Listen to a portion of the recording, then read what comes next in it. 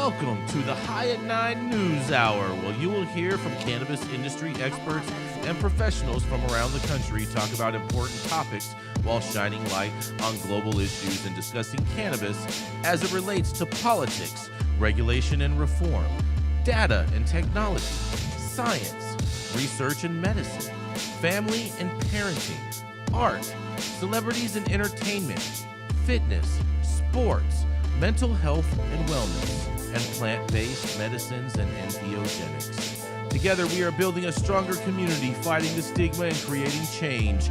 With your hosts, Jason Beck and Rico Lamitte, joined by special industry expert correspondents from around the country, and daily antics brought to you by Cannabis. Coming to you live every Monday through Friday at 9 a.m. Pacific Time and high noon on the East Coast. And thank you all for getting high at 9 with us.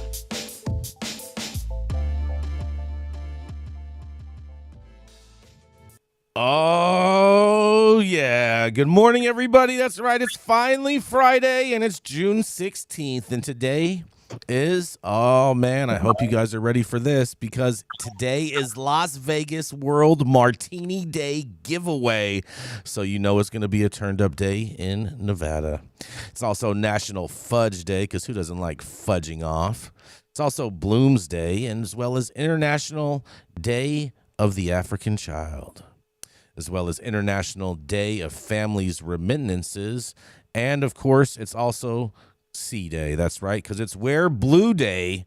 And, of course, where would we be without paper straws? Because today is also World Sea Turtle Day. That's right. And thank you all for joining us and getting high at 9 with us.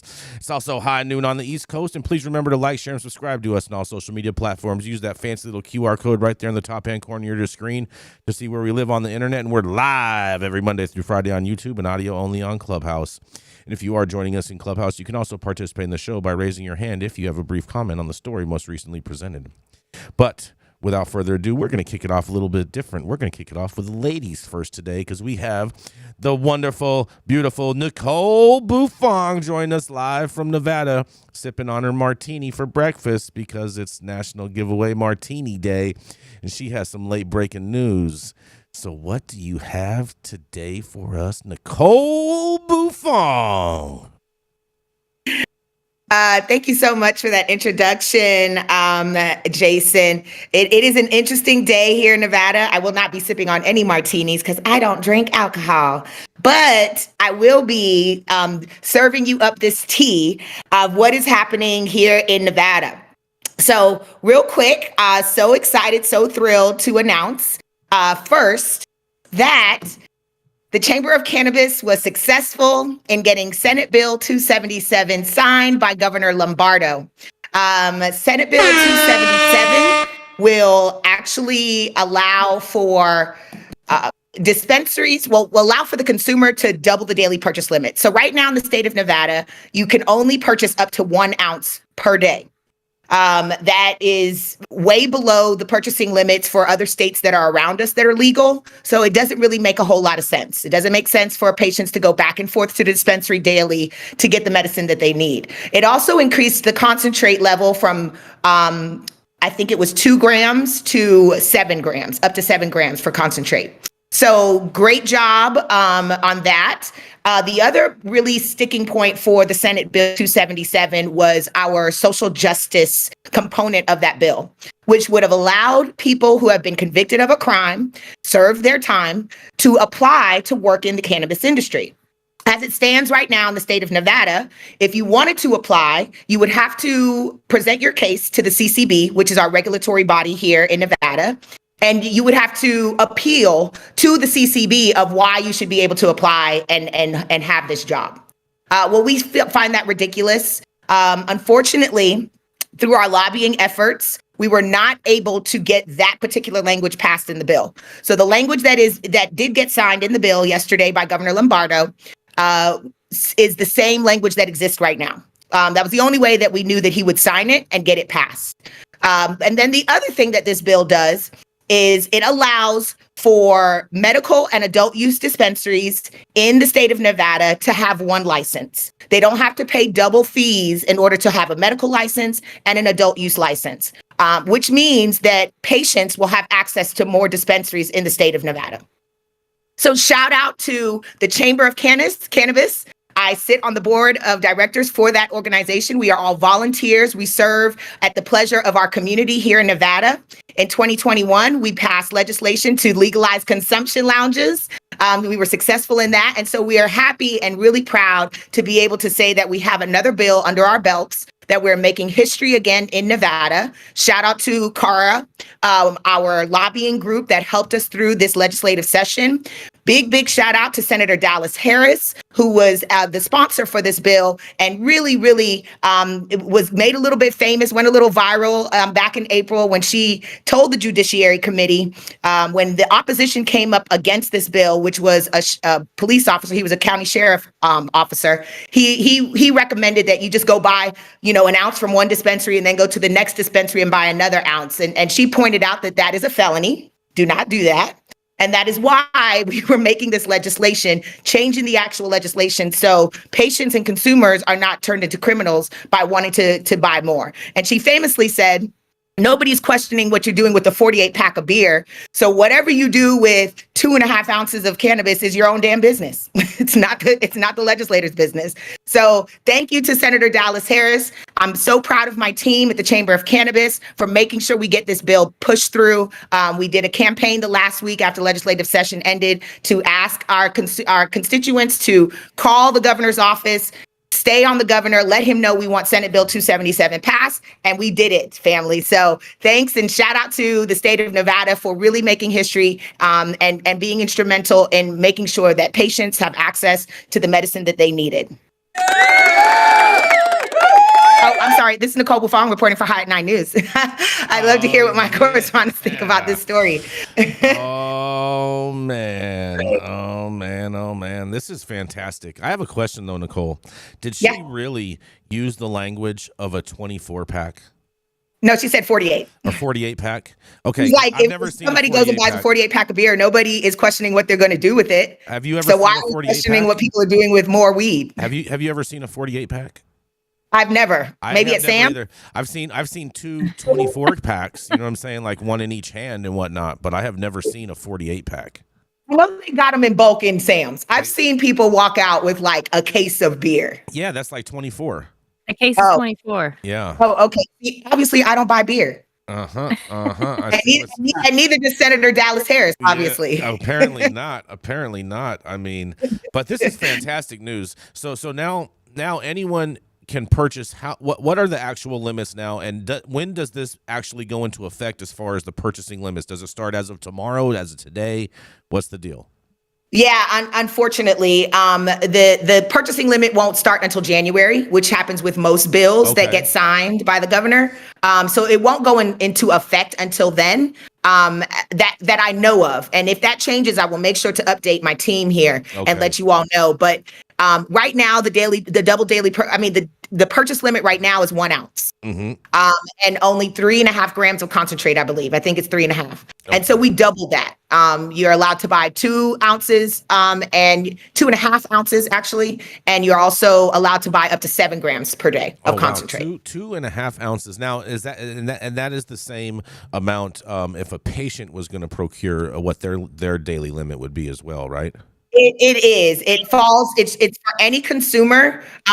This bill also makes it so that if you have an adult, what was happening before when the state went adult use, they made medical license holders purchase an adult use license as well. So you were paying for 2 licenses, and as opposed to just compounding them and making sure you're only paying for one. And so there were only certain places that patients could go to get their medical benefits of reduction in prices and whatnot, only at certain dispensaries, because who wants to pay 2 license fees? That doesn't make sense. It doesn't.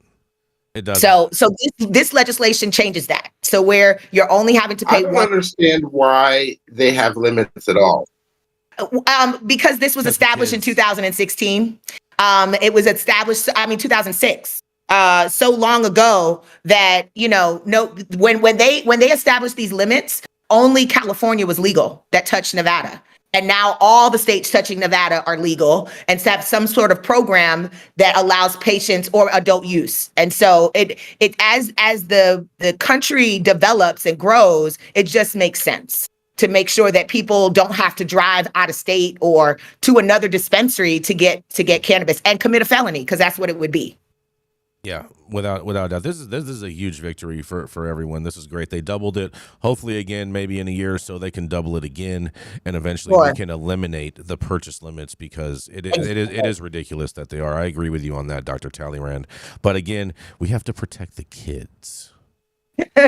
Kids can't get into dispensaries. They're not going to dispensaries buying weed. And it's an interesting it's an interesting argument that they say, oh, this illicit market is going in and buying this bulk weed. Well, why would the illicit market buy an uppriced amount of weed 20% more expensive than what you're going to find on the street and then try to sell it back to the streets? That doesn't even make any sense.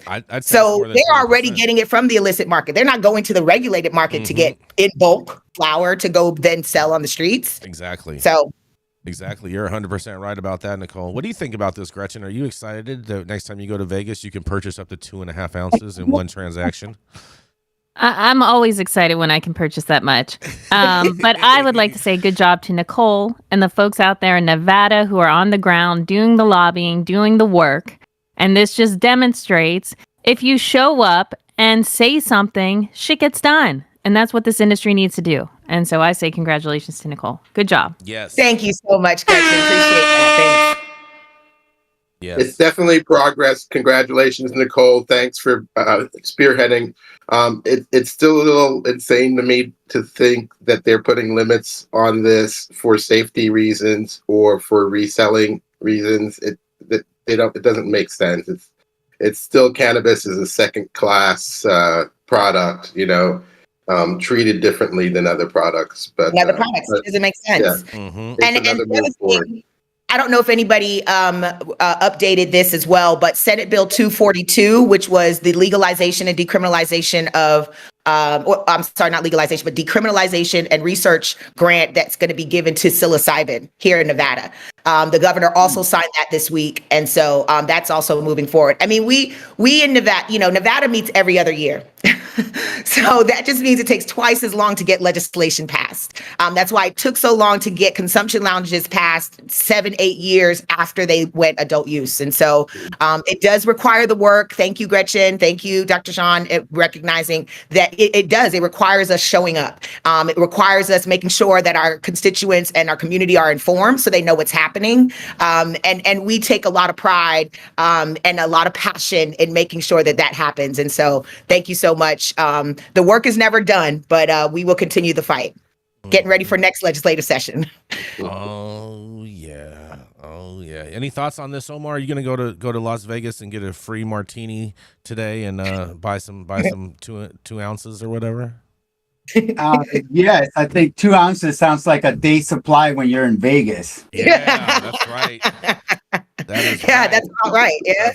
That's right. I'm with that. I am all the way with that. I'm going to move in to my story next. We're going to move. We were just having fun in Las Vegas because it is giveaway martini day out there in Nevada. I can't believe they give away martinis.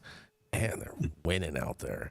But nonetheless, my story today comes out of the D. That's right, Detroit and Michigan, because cannabis industry stakeholders share their thoughts on proposed marijuana rule changes. Oh, here we go. A lengthy list of proposed rule changes was on the minds of industry stakeholders who attended Michigan's Cannabis Regulatory Agency quarterly public meeting on Thursday. Many comments at the more than 2-hour-long meeting, held both in person in Lansing and virtually, centered on a 13-page list of proposed rule changes released about a month ago. Industry stakeholders voiced their support of and concerns with several of the proposed rules, including one that would require licensees who are creating any pre-roll product to have the product tested in final form. Stakeholders said that if the flower is already being tested, why would it have to be tested again once it's in a pre-rolled joint? And a proposed rule that would require standard terpene tests, and a proposed rule that would require standard compounds that contribute to profile testing of the cannabis flower. Sorry, there was a little skip in there. In a quote, while we understand many of these changes may be necessary, many of our clients feel that a lot of these proposed rules would necessarily drive up the operational costs and make it harder and harder for them to serve the market and remain profitable. A caller who identified himself as Sam Paulus with Urban Legal Group said, already being one of the most heavily regulated industries, additional burdens are always met with skepticism. There was one proposed rule that the meeting attendees were largely in support of, a rule that would allow the CRA to deny a license or license renewal based on civil judgments or court orders resulting in unpaid debt for work, services, products, or equipment. And in a quote, right now, repeat offenders who routinely place large orders with seemingly no intention of ever paying the vendors are creating a ripple effect of financial harm throughout our industry, Robin Snyder said. She's the executive director of the Michigan Cannabis Industry Association. Snyder said she frequently gets calls from members who say that a business has not paid their invoice for a product that has already been sold. In a quote, this scenario is the theft, and we'd like to see those repeat offenders, when they have multiple civil judgments against them, stopped so they can't continue to prey on other unsuspecting businesses, she said. Cannabis businesses not paying their bills has increasingly become a problem in the industry as it has gotten more competitive and challenging to operate in. The prices of cannabis flower has rapidly declined over the past few years due to an oversupply of flower, and margins have shrunk for companies as a result, decreasing profitability. Cannabis companies don't have the option to file for bankruptcy protection because marijuana is still illegal under federal law, and bankruptcy cases are exclusively handled by federal courts. John Fraser, Michigan team leader with the firm Dykema Cannabis Practice, raised concerns about this proposed rule through in an interview with the Detroit Free Press ahead of the public meeting. In a quote, saying we're going to take away someone's license because they can't pay their bills, well, now you're guaranteeing that the creditor is now going to get paid, Fraser said. If the business doesn't make any money anymore, how are they going to pay you at all? Fraser said that this proposed rule addresses an issue many businesses have experienced, but doesn't get the underlying issue. One of his ideas to solve the problem is for the CRA to raise the issue with the state legislature and come up with a statute that makes clear that county sheriffs have the authority to go into a marijuana business and seize goods in connection with a judgment, for example. At the end of the day, the goal here should be to try as much as possible to treat marijuana businesses like any other business, he said. And the proposed rules are going through a formal public hearing process, and it's anticipated that the rules could go into effect early next year. David Harns, a spokesperson for the CRA, said, well, they're about to have some new rules in Detroit and all throughout Michigan, and that's what they're talking about out there. And this is Jason Beck for the High at 9 News. What do y'all think about this?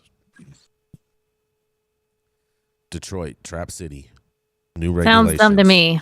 Sounds dumb. My question for Dr. Talleyrand, would there be any scientific reason you can think of to retest cannabis after it's been put into a pre-roll? Well, I mean, maybe just, if you're taking a flower and grinding it up and remixing it with other flowers, putting more keef in it, it's going to change the concentration. So if you want to be accurate, it's probably best to test the product closer to its final presentation than testing it early on upstream, as it's just getting produced. Dr. Talleyrand, I understand if you're going to mix flowers or if you're going to put a concentrate in there and stuff, but if you're just already have flour that you're just breaking down to put into pre-rolls and you're not mixing it and it's just single strain, single batch, is that really necessary? Well, what happens if you grind a bunch of flour and you start packing it, but you don't mix it well, and sort of the last few pre-rolls that you're putting in is all keef because the keef's settling at the bottom. You're not going to have consistency. So the closer you are to final product, the more likely you're able to test consistently. And you shouldn't just test one pre-roll. You should test a random sample of 3 pre-rolls to see if you're pretty consistent from pre-roll to pre-roll. Yeah, this is accuracy over, Well, and if we had standard, if we had SOPs that were across the board, what everybody does, then that would be one thing, but we don't. And so because each state is different and the regulations are different and the processes are different, then that leaves us subject to, all kinds of things happening. And you just don't know what you might be getting. Mm-hmm. Very, very, very true. I mean, I don't see a point to it. I mean, you're going to mix your weed up, whatever.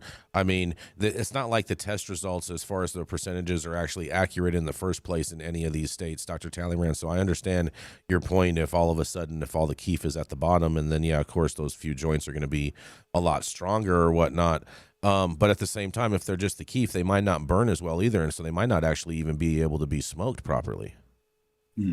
Yeah, there's all sorts of considerations for pre-rolls that need to be brought up. I mean, we did a study just in sampling flowers from a plant, and you realize that if you select the top bud, it's going to be different than if you select the bottom bud, or if you select the bud that's closer to the sun or the light source, it changes the concentration. So really, even in just sampling, it needs to be sampled correctly. It's not being sampled correctly now. Putting your hand in a turkey bag of cannabis and pulling out a couple of buds is really not the best way to test for the representation of the whole bag. You really have to do something more strategic. And we propose a sentinel plant method, which is used in traditional Chinese medicine, and can be used for cannabis.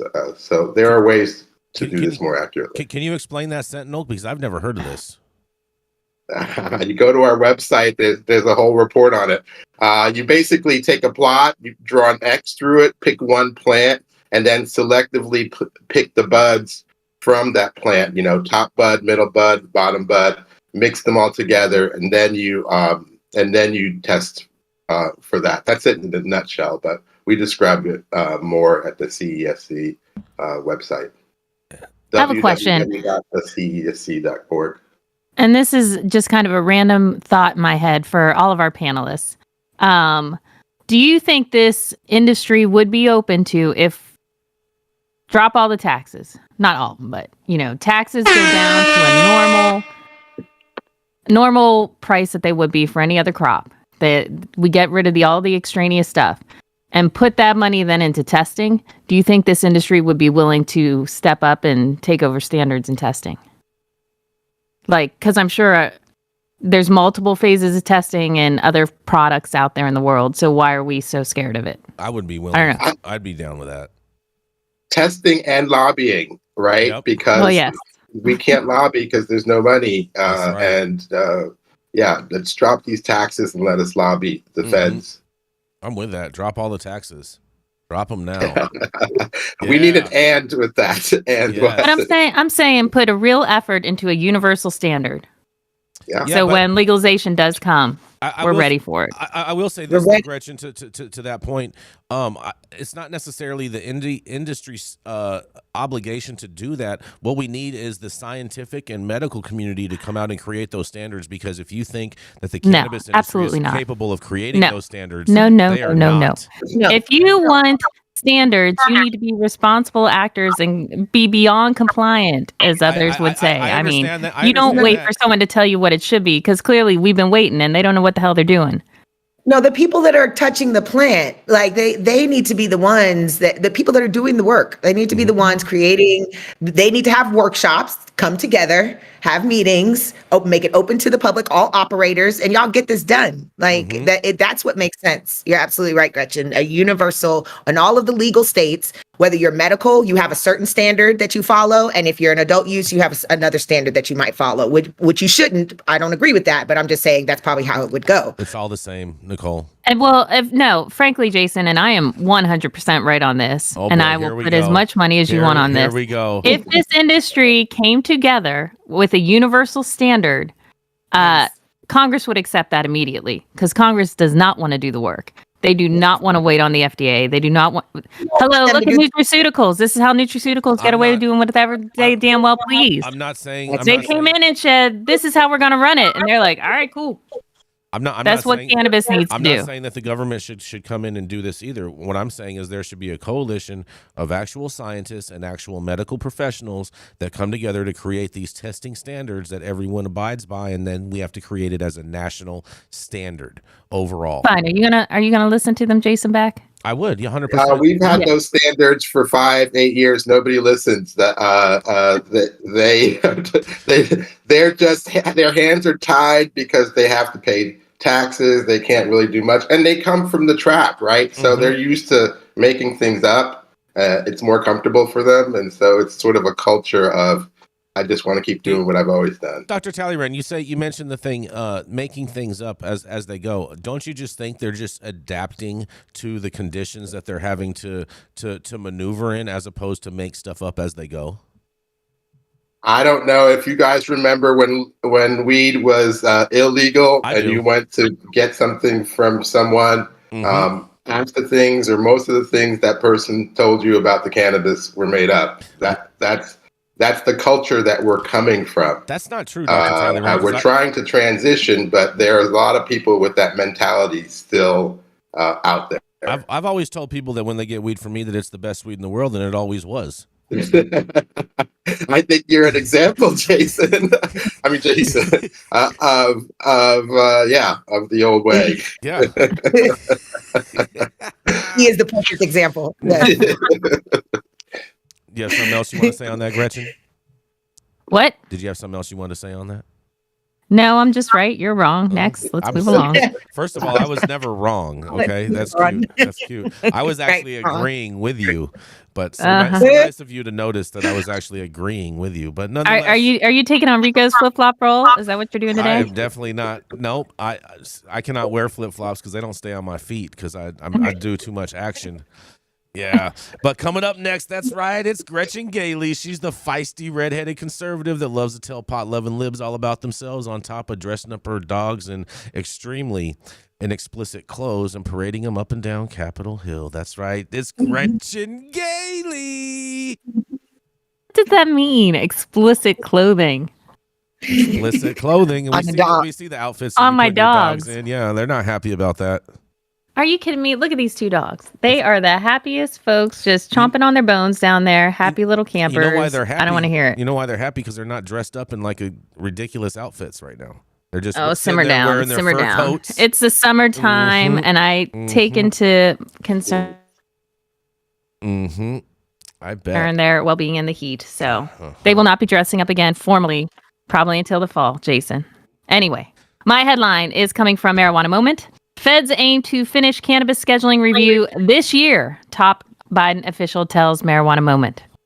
The head of the U.S. Department of Health and Human Services is aiming to present President Joe Biden, with a federal cannabis scheduling decision this year as agencies work as quickly as we can to complete an administrative review, Secretary Becerra told Marijuana Moment during a press briefing in Sacramento on Thursday. While Becerra and other federal officials have previously emphasized that they are working expeditiously to carry out the cannabis review, which the president directed late last year, there's been a lack of clarity about the specific timeline. Now the secretary... Damn it. FedEx, sorry. Salem, shut up!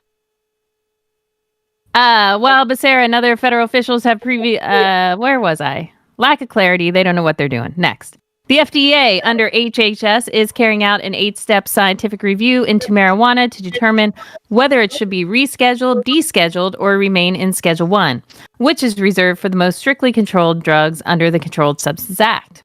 What I can tell you is that the president instructed us at HHS, FDA in particular, to take a look at how we treat marijuana to see if we can update our review of marijuana as a drug and how we can make sure how we treat it going forward on the federal level. Places like California have already changed the laws. The federal government has not. And so we've been instructed and we're underway with that review as we speak. He said that HHS, along with other agencies like the DEA, are working together to try to see if we can give the president an answer that's based on the science and the evidence. Stay tuned. We hope to be able to get there pretty soon, hopefully this year. It's not a definitive deadline, but it's the clearest timetable offered yet by a top federal official, providing new insight into what the secretary thinks may be achievable within the next 6 months. Once HHS finalizes its review, it will send a scheduling recommendation to the DEA, which makes the final call. The health agency's scientific findings are binding, but DEA could theoretically flout the resulting recommendation. I think we're screwed if that happens to be the case. The DEA can do whatever they want. Are they going to follow the science? I don't know. I think they are going to then make many arguments for cartels and all sorts of reasons of why to keep it as a Schedule 1. But either way, or it could also affect if it goes to, I think they're leaning heavily towards Schedule 3. That's just me. Either way, I think that's not a good thing. This Gretchen for High at 9 News. I don't know if I would put money on whether or not this will get done by the end of the year, but I'd be leaning towards it does not get done. I'm with you, Gretchen. I would lean that it doesn't get done. And if you remember, I told you first that they were looking at Schedule 3, and you wanted to say that I didn't know what I was talking about, and yet you see your report. Find the today. tape. Find the tape. I don't believe you. I will. I'm going to find the tape. Let's roll it back. I don't believe you. I'm going to find the tape. Don't worry. I was debating with someone recently who does standards and regs and the pathway that this should be taking. If they want to go a controlled direction, which it seems that the government will want to, without blowing up the adult use market. Would it be possible, and I don't know how this drug will classify, and maybe Dr. Talleyrand can tell me how this works. So like when I go to the drugstore to get allergy medicine, I can purchase it without a prescription, but I still have to show my ID to the pharmacist for them to actually give it to me to prove that I'm not accumulating drugs to make meth. Could they do that? Is that an actual part of the controlled substances, or is that a certain standard by the different states? Is that something that could be put into place so adult use can still be around? You're still showing your IDs to go into dispensaries. Could it have that kind of classification so the world doesn't explode and Joe Biden can have the safety for the kids that he's looking for? Wow, it's a complex problem, but just first you need to know that there are several pathways through the FDA. There's the 111 pathway and the 211 pathway. One of the pathways is for prescription medicine, and the other pathway is for over-the-counter medicine. The over-the-counter medicine is not as rigorous as the prescription medicine pathway, but they're both pathways that need to go through the FDA. The FDA also has a botanical pathway, but that pathway is really difficult. There have been hundreds of applications, and only 2, 3, 4 products have been approved over the years. So it's unlikely that cannabis would be approved through the botanical pathway. The biggest problem is that the constituents of cannabis are already prescription drugs. THC is a prescription drug. CBD is a prescription drug. So to go down the pathway of over-the-counter medicine is really contradictory to what they've already decided. So we're sort of back into the wrong place with cannabis. And that just goes to show you. Oh, go ahead, Nicole. Sorry, real quick. I was just going to ask Dr. Jean, would you say, that they're going to be focused strictly on isolates? Like, we're not going to see a full spectrum product come from the government and start getting tested first. It's going to be strictly just isolates. Yeah, that's why I think the best pathway is to use what we did with alcohol and cigarettes is create a special pathway for cannabis. I think that's the most likely to be successful with the FDA. And that pathway should look like full descheduling, because if we get anything less, all we're doing is handing the industry over to the pharmaceutical industry. That's just the reality. Yeah. Right. Alcohol and cigarettes are not scheduled substances. Mm-hmm. So yeah, that could be. But it amazes me the level of unsophistication amongst cannabis advocates out there, because I can't tell you how many Twitter posts I read from people talking on these articles saying, oh, this is going to be so great, such a big win, yada, yada, yada, yada, yada, cheer, cheer, rah, rah, shish, boom, bah. And none of them realized that every single product that they purchased would be deemed an illicit product by the Food, Drugs, and Cosmetic Act immediately once any type or form of rescheduling would occur. How would they reconcile that with the state laws that have already allowed us to have access? It seems like. Well, the FDA can easily just send a cease and desist to every single dispensary, telling them to remove every single illicit product off their shelf, which would be everything, because they already have drug preclusion on THC as well as on CBD.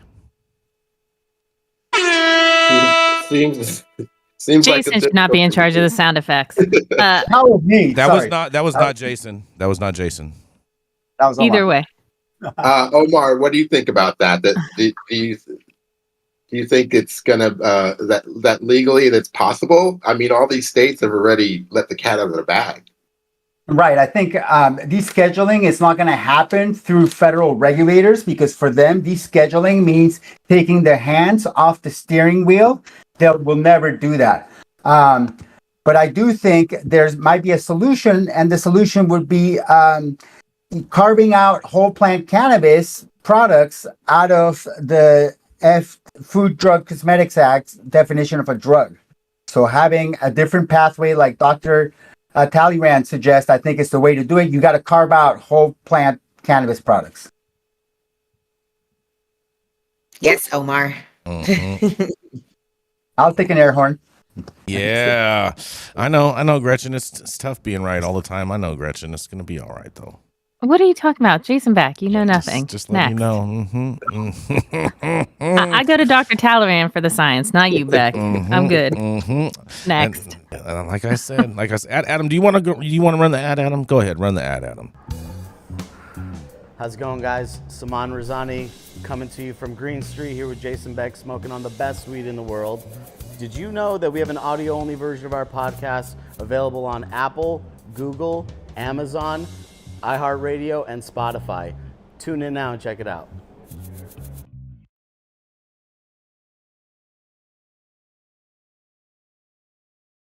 Founder of the CESC, where you can find all these standardizations of which he was talking about earlier. So make sure you check his website out. He's also the founder of Medican, and he probably wrote your parents' recommendation. That's right. It is none other than the Dr. Gene Talleyrand. Thanks, Jason. Happy Friday, everyone. So my story today is from Medscape Medical News. Novel cannabis oil curbs tics in severe Tourette's, by Megan Brooks. Results of a double-blind, placebo-controlled crossover study show that an oil containing THC and CBD in 1-to-1 ratio led to a significant and meaningful reduction in motor and vocal tics in patients with severe Tourette syndrome. The study was published in the New England Journal of Medicine. Neuropsychiatrist and lead investigator Dr. Philip Mosley told Medscape, in a methodologically robust manner and independent of any drug company sponsorship, we provide evidence for the effectiveness of repeated dosing with THC CBD oil versus placebo, as well as reduction in comorbid anxiety and obsessive compulsive disorder in severe Tourette syndrome. The results offer support to people with Tourette's who want to approach their doctor to trial medical cannabis when other drugs have not worked or are intolerable, said Mosley. Tourette syndrome is a condition of the nervous system. Tourette's causes people to have tics, which are sudden twitches, movements, or sounds that people do repeatedly. People who have tics cannot stop their body from doing these things. For example, a person might keep blinking over and over. Probably the most common misbelief about Tourette's, often seen on TV and in movies, is that people with the condition blurt out obscenities or curse words. The reality is that most people with Tourette's do not excessively use inappropriate language. A total of 22 adults, mean age 31 years, with severe Tourette's received the oil titrated upward over 6 weeks to a daily dose of 20 milligrams of THC and 20 milligrams of CBD, followed by a 6-week course of placebo or vice versa. So 6 participants had not previously used cannabis. The primary outcome was a total score on the Yale Global Tic Severity Scale. The reduction in tic score was 8.9 with oil versus 2.5 with placebo. On average, the magnitude of tic reduction was moderate and comparable to the effect observed with existing treatments, such as antipsychotic agents like Haldol. There were no serious adverse events. The adverse effects of cannabis oil are generally mild. The most common adverse effects were slowed mentation, memory lapses, and poor concentration. Like many studies of psychoactive compounds, blinding among participants was a problem. Despite best efforts to conceal treatment allocation and match placebo to the active agent in terms of color and smell, most participants were able to correctly guess their treatment order. So the blinding in the study didn't work. Participants knew that they were using cannabis versus placebo. The good news is that participants got better. Whether there is a molecular or psychological explanation for Tourette's doesn't really matter if people get better. The second point of this study is that cannabis oil is already available. People have been using cannabis for centuries with limited adverse effects. We don't need the FDA to approve it. Just see your medical cannabis doctor and head down to the dispensary to pick up some one-to-one THC to CBD oil. This is Dr. Jean Talleyrand with High at 9 News. This is some great news for them, Dr. Talleyrand, for anyone that suffers from this. I know they can just, it can be a very devastating type of thing to have and really make you more inverted because of fear of going out. I have to shout out to Australia, by the way. They keep putting out study after study this year.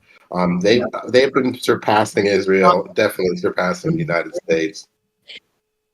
What's interesting, what I heard you say, really, Dr. Talleyrand, is how cannabis treated specific symptoms of the disease, right? Symptoms that exist in other diseases, like the shakes, then the tremors. And so this is not something that, like, because what you said specifically with Tourette's, like I said, it crosses other diseases, and I think, or diagnoses. And I think that this could be really proof and evidence of what else it could do for other diagnoses and treating those same symptoms. So this is really amazing. Yeah, I would try it with OCD now, for sure. In fact, I have many patients who use cannabis with OCD. I think the other interesting thing is the combination THC CBD. I mean, I have patients who use high THC flower, so it's not a 1-to-1 with good results. Who have Tourette's, so it could just be the THC. I think the CBD is always added to maybe mitigate the side effects of THC, the high.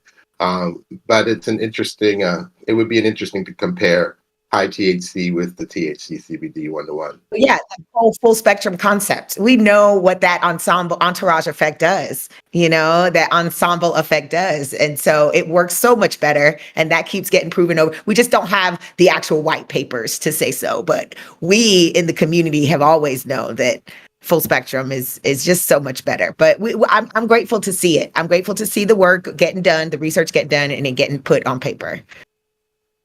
Grateful. Me too. Oh yeah, yes, without a doubt, and this helps Gretchen do her job better in Washington too. Huh, Gretchen? I don't know if Gretchen can tell the people in Washington that we don't need the FDA anymore. Yeah, tell them we don't need. That's not going to go over well, Jason Beck. No. Oh yeah, well we're gonna keep it moving. Thank you so much for that, Dr. Talleyrand. We really appreciate that update, and thank you for being with us today. Coming up next, that's right, he's a lawyer. He's a high fly Brazilian flying kickboxing jiu-jitsu star black belt, who will also take you to court and then take you to the bank because you'll probably get your money back, the money that they seized. That's right, it is Omar Figueroa. Thank you, Jason. Happy Friday, everyone. My story is from SF Gate by Lester Black. The headline is The Bizarre Reason LA Pot Shops Are in Big Trouble. The legal cannabis industry is accustomed to facing a long list of threats to its business, from increasingly brash robberies to strict government regulations. But pot shops in California's largest city are dealing with a profoundly bizarre problem. No one in Los Angeles knows the real tax rate for cannabis. The city and the state government are currently fighting over who gets to levy the final tax on pot shops. Neither side is relenting, leaving store owners stuck with no idea how to calculate pot taxes. Not only does this pose a question of fairness, how is it just for the government to force companies into a situation where there isn't a clearly stated tax rate? It could also put cannabis stores out of business. Not paying taxes can be a death sentence for pot companies in California.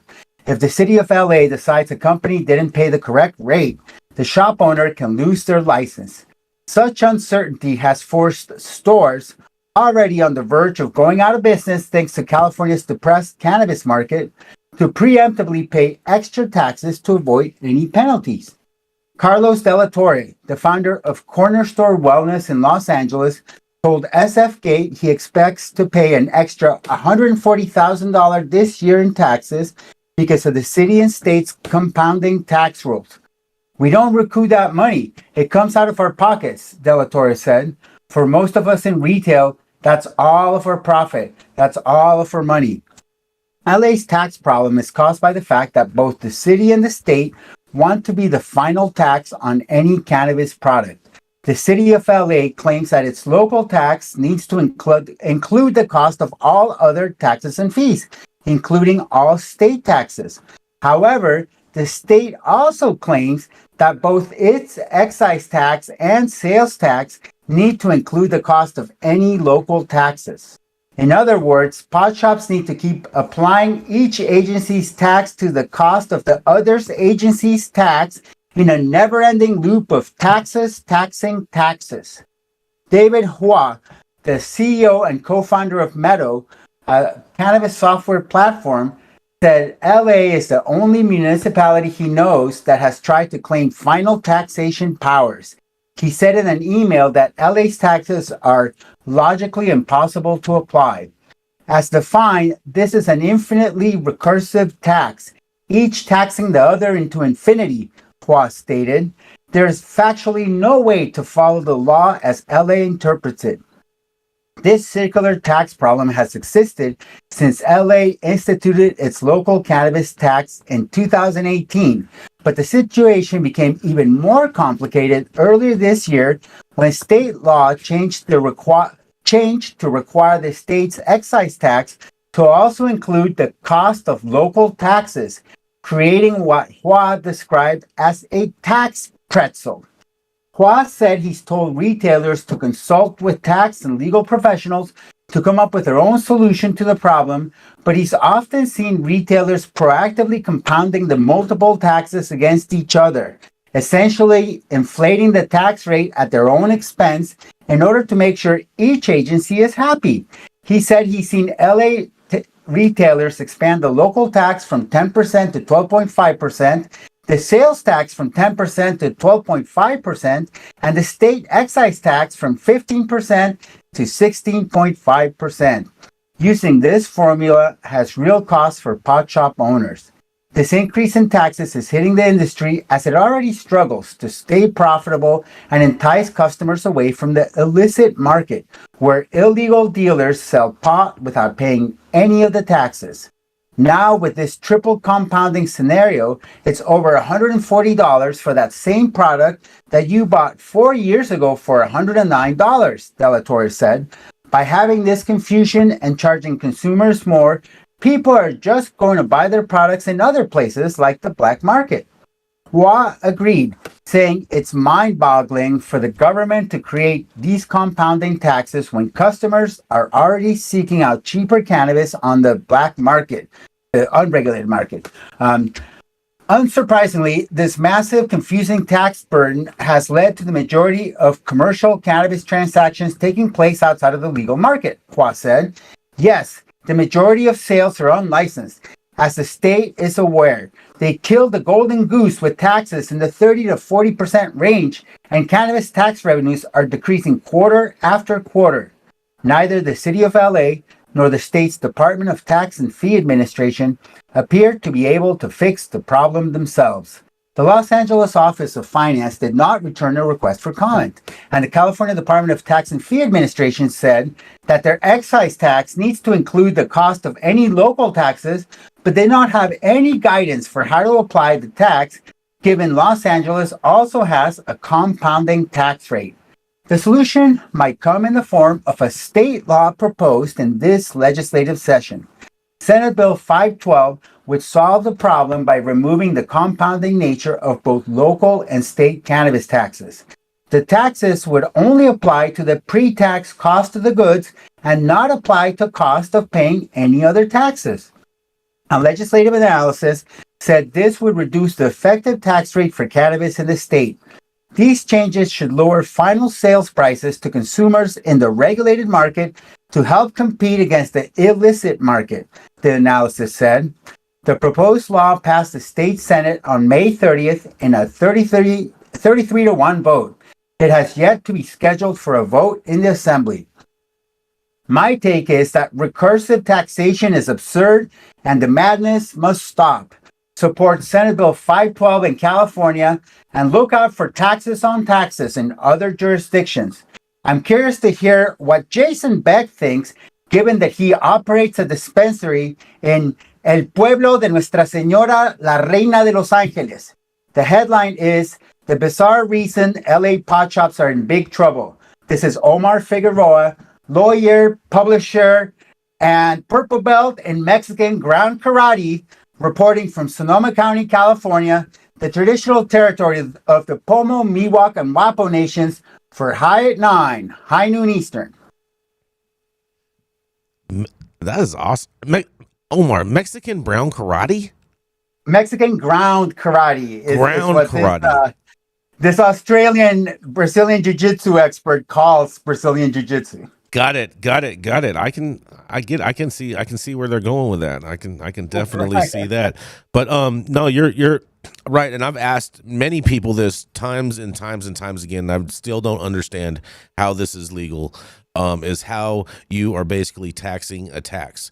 Now, full disclosure, the dispensary you're referring to, Omar, is not in Los Angeles, so it is not governed by Los Angeles. It's governed by the city of West Hollywood, which we have a totally different tax setup. But we do have, when they try to like bake in these taxes and then say that you can't like line item them or whatnot and disclose them to the customer. I think that the customer should be able to be transparently be able to be shown every single point of the taxation process, of which every single municipality is. Just like when you go to a gas station and you look up on the sign on the gas station, it shows you where all the taxes are actually going to whatever government, whatever bureaucracy is going to be spending that money. And so I've never understood this, and I've never understood how you can tax on a tax. So we already pay an excise tax, and then the state wants to collect sales tax on that excise tax when it should be the actual base number of the cost of the good, not with the tax included. I've never understood this, and I'm open into trying to do some type of class action lawsuit if a whole bunch of retailers want to get involved, and in regards with the state, and because I just don't understand how this is even legal at all. Yeah, it's absurd and Kafkaesque, and Senate Bill 512 is the most effective solution. You know, that would be immediate relief if it passes. What's the bill number again, Omar? 512. Senate Bill 512 in the California State Legislature. We need to support that. My question to you, Omar, is if someone came to you with this conundrum as a client, what would you tell them to do? I'm not a tax lawyer, is the first thing I would say, because it's basically like they're asking you to like untie the Gordian knot. Yep. You know, you really need a sword to cut that knot. And I think one thing too, I think everyone should understand tax court is very different than any other type of court that you'll ever go into in your life. It is the only court where you are proven guilty, and you have to prove your innocence. You are guilty once you go to that court already.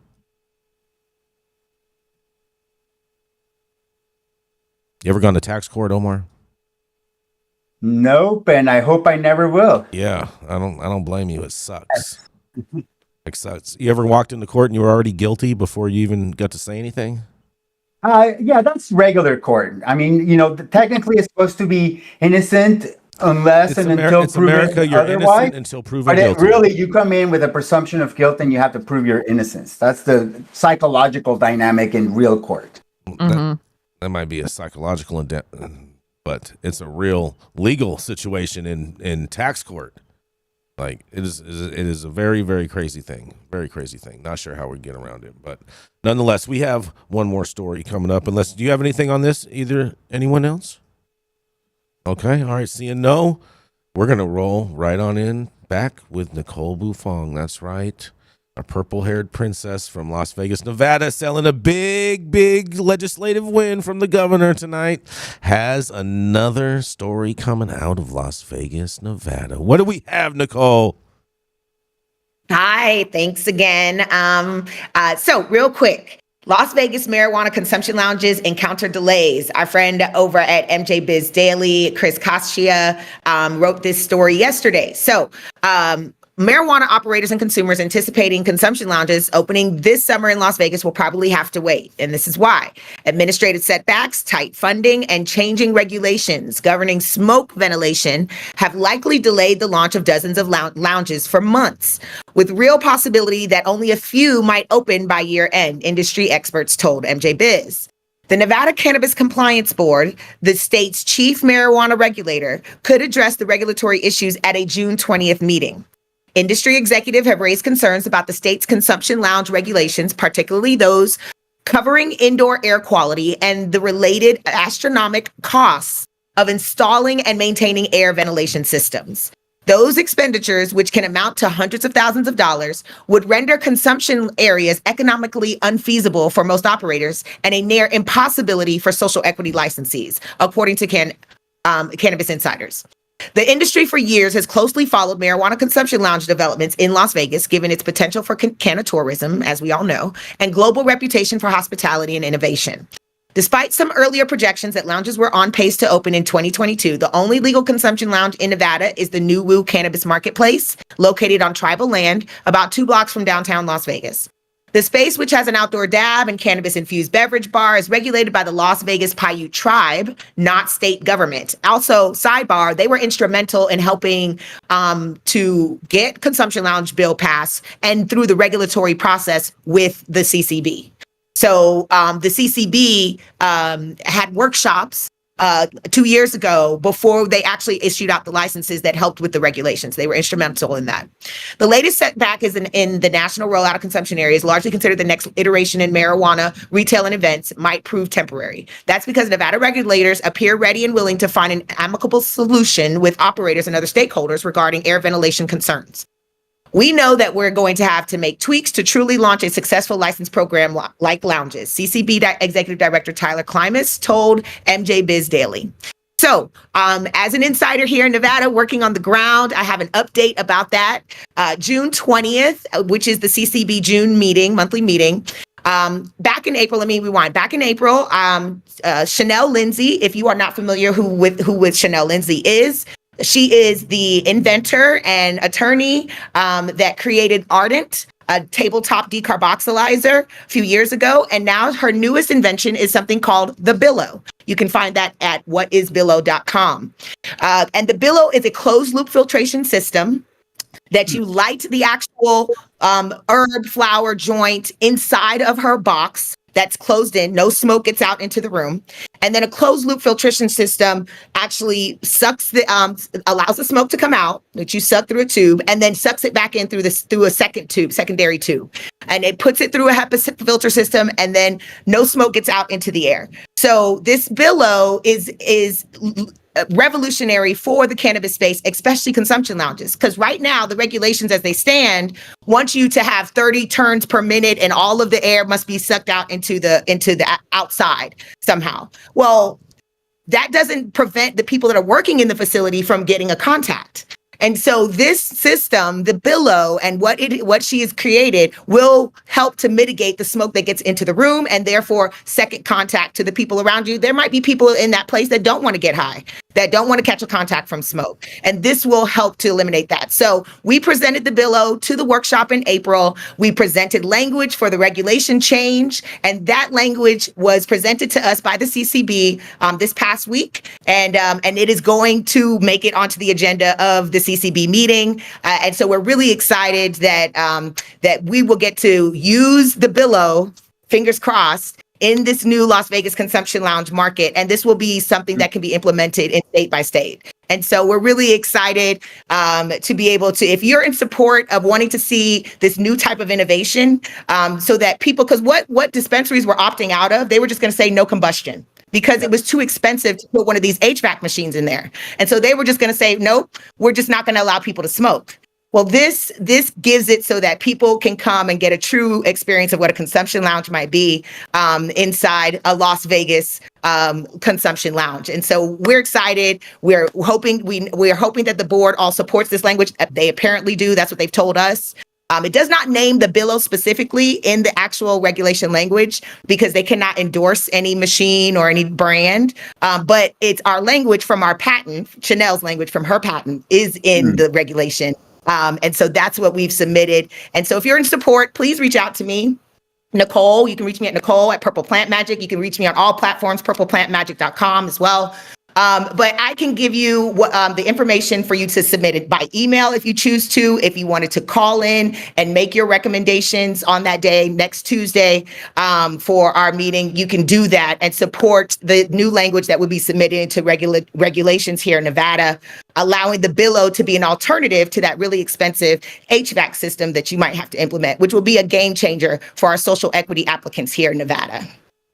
So this is Nicole Buffong reporting for High at 9 News. Thanks, Jason, for letting me give that update as well. I'm really excited. That wasn't in the article. So I'm excited to see when all of that information kind of comes out and goes public, and we'll be able to shine a light on another brilliant inventor in this cannabis space. You heard it here first on High at 9 News. Oh, yeah. Now, I question, Nicole. Ben LeBone says also in the chat, he says that balloons also work and do the exact same thing. A balloon does not do the same exact thing as a closed loop filtration system, but nice try. Nice try. So you exhale you inhale from one tube and exhale into a different tube. Is that how it works? That is correct, but it's all in a mask. So it's like, think about like a mask, like a CPAP? And this can be custom fitted for different, you could have, she's working on different face coverings. But think about it like almost like the Ghostbuster mask, like something like that. Like a CPAP. Yeah, think about a CPAP. Yes. Mm-hmm. And so both tubes are inside of that mask covering. And so you're sucking the smoke out of one tube, and then there's another tube that is sucking the smoke back in. So it's not escaping into the room. Is that like it? I'll make sure to bring the billow on. I have one. I'm an ambassador here in Nevada. If you're interested, if you need one, hit up your girl. But I will make sure to show how to use the billow. I'll arrange that with the producers here, and we'll make sure to show everybody how to use it. It sounds like basically like if you inhaled in your left nostril and exhaled in your right nostril at the same time. Well, everybody's into consumption. In fact, Massachusetts Cannabis Commission was just visiting San Francisco a couple days ago. They were at a Brownie Mary Democrats meeting looking at consumption lounges for mass. But we have consumption in San Francisco. I wonder what we're doing for filtration here. Does anyone know? I think California's a little bit more laxed when it comes to the regulations around it. They have to be. I mean, I've been to consumption lounges in California, and I didn't see a big HVAC system. In San Francisco, they have the huge HVAC system with the numerous air changes per hour. So they adopted basically the cigar bar methodology. Which I think is very different than this. This is more like a small device. I think there's going to be a massive market for this device in educational institutions, Hold on. frat houses, sorority houses, What dorms. about airports? Apartments. If you're renting, the reason she invented it is because she was renting an apartment in Boston. So she's actually from Boston, Dr. Jean, and so she is working with the operators in Boston as they're introducing consumption lounges on the same specific detail, the air quality and what the changes per minute that most places are requiring, because they're just doing copy and paste. Like what they see somebody else do, then they're adopting it as well. Doesn't necessarily mean it's good. And so she's just invented an alternative. And so it's going to kind of work out timeline wise, where hopefully we get to test it in the Las Vegas market before and show and prove. And then it'll be easy to shift that around the country as far as that kind of changing up their language, what the regulations can be. Because what it is now, again, doesn't prevent smoke from getting in the air. So the people who are working there are catching a contact, whether they want to or not. I don't know about that. But this machine is actually keeping it from getting out into the air, the smoke itself. And so at least mitigating it much, much more than the 30 turns per minute in this expensive HVAC machine. Yeah. I have a question, Nicole. Mm-hmm. Is she already working on a version 2? Because yes, she's working on being able to switch out the mask component. Hold on, because I have an idea for her. All right, because I'm not into wearing masks, but I think that like if I had like a helmet dome thing that came over and I looked like I was like Marshmallow, you know what I mean? You know, like Marshmallow. Working on that as well. Yeah, I would try something like that. A gas mask, like the whole thing, the helmet. Boom, like the astronaut helmet. Exactly. That's what he's talking about. Yeah. She could customize this machine. So what she's envisioning for a consumption lounge, like a bigger one, would absolutely be like 3 components. Think about a hookah. Think about that concept. Except the hookah smoke you're not blowing it out in the air. You're blowing it into a component that's sucking it back in through the filtration system. So. Oh, that was great. Yeah. That was great. Oh, man. I can't wait to see the collab between Quasar and Chanel Lindsay. Yes, for sure. Thank you guys all so much. Thank you all for getting high at 9 with us every Monday through Friday at 9 a.m. Pacific and high noon on the East Coast. Big thank you to all of our audience supporters for tuning in daily and listening to the insanity that is the developing cannabis industry. A huge thank you to all of our sponsors, Highly Educated, Omar Figueroa, Stretch and Smoke, LAXCC. Thank you for all of our correspondents for showing up daily and being absolutely amazing. And thank you especially to Cannabis Sativa L for giving us the main reason to do this, along with Cloud Media Partners, House of Fuego, The Vortex, and the 91 Club, with Zaza Simone holding us down in Clubhouse, keeping us, making it happen on a regular basis for you. And thank you all for tuning in and getting high at 9 with us. It's America's #1 daily cannabis news show.